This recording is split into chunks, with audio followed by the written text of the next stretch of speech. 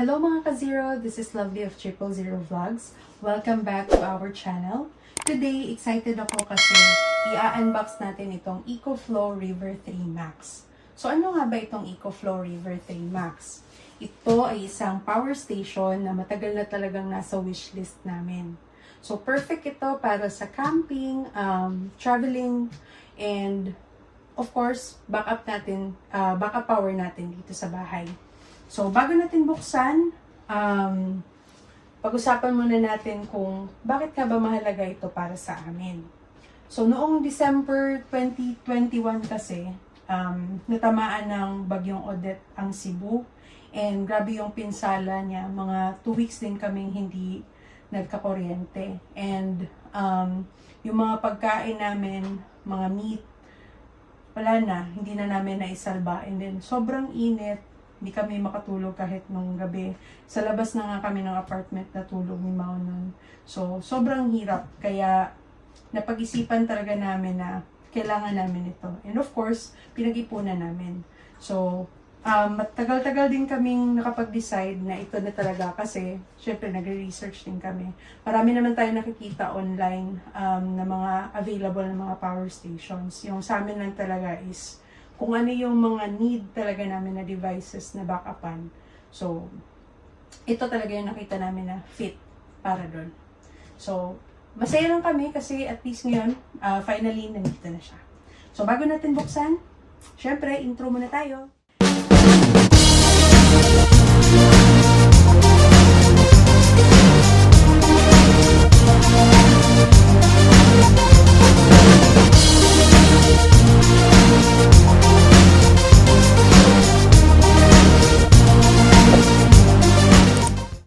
Tignan na natin yung laman ng box.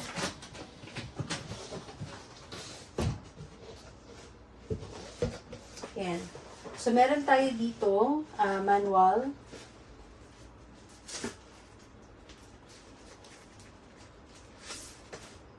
Ayan. Quick start guide. Ito mga safety instructions. Start guide lang din. Same lang but I think different languages lang.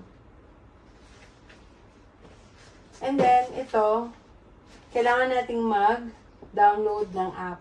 Tinatawag na EcoFlow app. Ayan. So, tsaka ko na lang siya i-video kung anong itsura ng app kasi hindi ko pa ma-install today. Okay? Tapos, meron tayong box. Ang laman naman nito ay mga cables. So, ito yung mga charging cables niya. Dalawa. Magkaiba lang yung saksakan nila. Meron din tayo ditong USB Type-D. Ito ay for communication cable. Meron din tayong car input cable. So, ganito siya. Yung dulo niya is para sa sasakyan. Ito naman yung gagamitin natin pang charge ng power station. So, ganito lang din yung itsura nung sa solar panel niya. I-share ko na lang sa next video yung sa solar panel. And, ito naman, ito yung para sa cover nung power station if gusto nyo silang paghiwalayin yung backup battery niya. Itong nasa baba. So, kung gusto nyo paghiwalayin yan, ito yung ipapang cover nyo for safety purposes. Ayan. So, yun lang so far. After nito, yung unit na talaga. So, mahihirapan ako ngayong buksan siya or alisin siya sa box kasi medyo mataas yung mesa. Kaya kailangan ko siyang ilagay sa baba para mabuhat ko siya. Cut ko na lang muna yung video. Balikan ko kayo. Ito na siya guys. As you can see, it's very sleek and compact. But very solid yung build niya. Ang ganda. And tignan naman natin ngayon kung ano yung mga available ports ng power station nito. So meron tayo ditong DC output or yung para sa saksakan ng sasakyan. So, if you have car accessories na kailangan yung gamitan nito, pwede. Meron siyang sariling switch, power on and off. Meron naman tayong dalawang USB Type A and isang USB Type C na fast charging. And meron tayo dito AC output naman. And meron din siyang sariling power switch. Ito naman is yung power button ng kabuuang power station. Ito naman is yung switch para sa light. So, dito umiilaw to siya. And then, itong sa baba, yung extra battery, meron din siyang sariling switch. But yung switch niya is, kaya niyang i-operate din itong nasa taas. So, parang same lang sila ng function ito. And then, ito naman is yung USB Type-C. So, puro mga output ports yung nandito. Sa likod, dito pala sa gilid, meron siyang ventilation, same din dito sa kabila. So, iwas overheat. Dito naman sa likod, meron siyang dalawang AC output pa. So, ang dami na talaga natin pwedeng i-charge dito. And dito naman, if ibababa natin to, nandito naman yung input para ma-charge natin tong power station. So, dito sasaksak yung AC cable niya. Dito naman is yung para sa solar or kung mayroon ka sasakyan, pwede mo siyang i-charge sa sasakyan mo. Ayan, ito yung port niya. And then, itong sa last naman is yung USB Type B. Ito siya, para sa communication cable. At dito naman sa baba ay meron siyang pihitan. So, ipe-press lang natin to if gusto nating paghiwalayin yung dalawa. So, pag press mong ganun, hilahin mo lang yung nasa taas. Ayan. So, naghiwalay na sila. And, meron siyang, ganito yung itsura nila pag nahiwalay.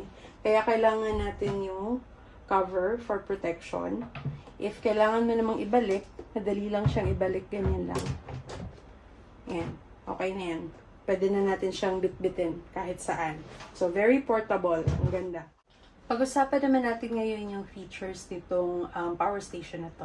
So, meron siyang 600 watts na rated output. So, ibig sabihin nun is, kaya niya mag-supply ng kuryente ng tuloy-tuloy hanggang 600 watts. So, if ever man na lumagpas, meron pa siyang isa pang feature which is called the X-Boost mode. So, kaya niyang i-handle yung peak power hanggang 1,200 watts.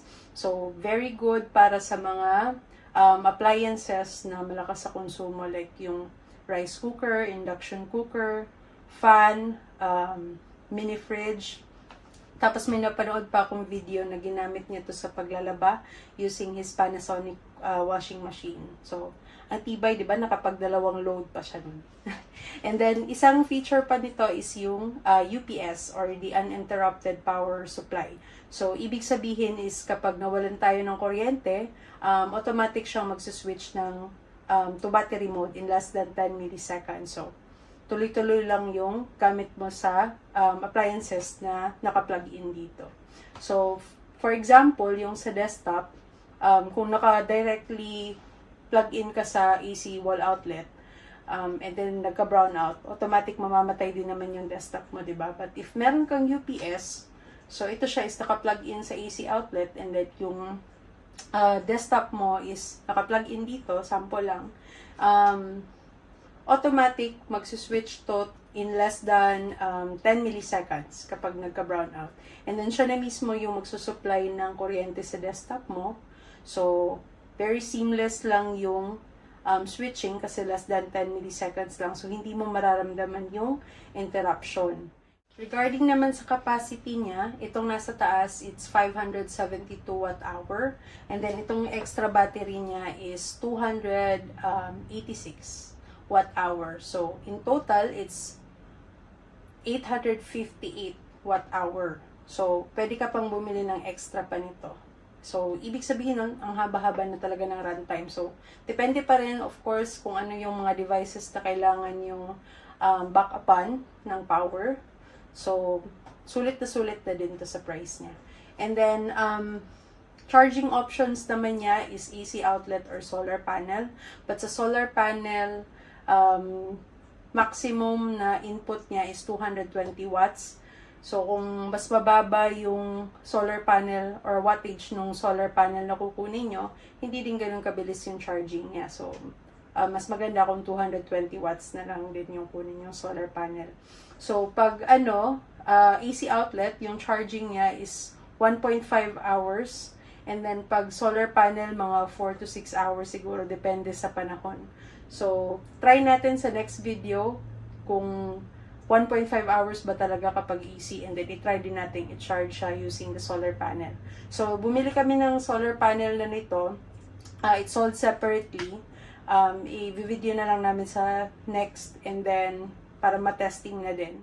Ayan, so nilapit ko yung camera para makita nyo yung power station ng malapitan, and then susubukan natin siyang i-turn on. So, pag on, ito lang, pwede natin itong i-press, itong main, or itong sa extra battery niya. So, sample, dito, para makita talaga natin na gumagana siya. Ayan. So, ang makikita natin agad is yung percentage niya. And dito naman sa taas is kung ilang araw pa siya pwede magamit. And then dito is yung input. And if ever ito charge natin siya through solar or AC or car socket. And dito naman is yung output. Kung magpa-plug in tayo ng device dito na gagamitin natin like laptop or magcha-charge tayo ng phone. And so magbabago yung mga numbers dito. So, if i-on naman natin itong DC, ayan, magkakaroon din siya ng icon dito. Same din pag i-on natin yung AC. Ayan. So, automatic, pwede mo nang gamitin itong mga socket nito at saka yung sa likod. And then, itong isang button nito for the light. Try natin. Ayan. So, ito yung ilaw niya. Meron pa siyang isa pang mode, which is brighter. And then, the third mode, yung blinking. Tapos, next is off na. Ayan. Ganun lang siya. And then, if papatayin mo naman siya, long press mo lang ng mga 3 seconds. And may nakalagay na off, and then namatay na siya. Ayan. So, dito na tayo sa exciting part, yung price reveal. So, nabili namin itong EcoFlow River 3 Max sa All Battery Cebu kasi sold out na sa mga online shops. And, at least, malapit lang din siya dito sa amin. So, if ever man na magka-trouble, madali lang puntahan yung office nila. And then, also, mabilis lang din yung delivery kasi malapit lang. So, in just 3 days, na deliver na nila to agad. So, price niya is 25,640 and then free delivery na siya. So, sulit na para sa peace of mind namin and then sa convenience na din. So, hanggang dito na lang yung video. Siguro abangan nyo na lang sa susunod naming video yung pag-charge and then paggamit ng solar panel, unboxing ng solar panel, and then tignan natin kung in 1.5 hours talaga mafu-full na siya. So, i-test natin yan. And then, yun lang siguro, huwag niyong kalimutang mag-subscribe para updated kayo sa mga videos namin. And then, kung meron na kayo nito and then may nakalimutan man akong idagdag na feature or baka meron kayong mga tips on how to handle this power station and paano siya mas ma-utilize pa or mas ma-maximize natin siya, let us know sa comments. We'll appreciate it.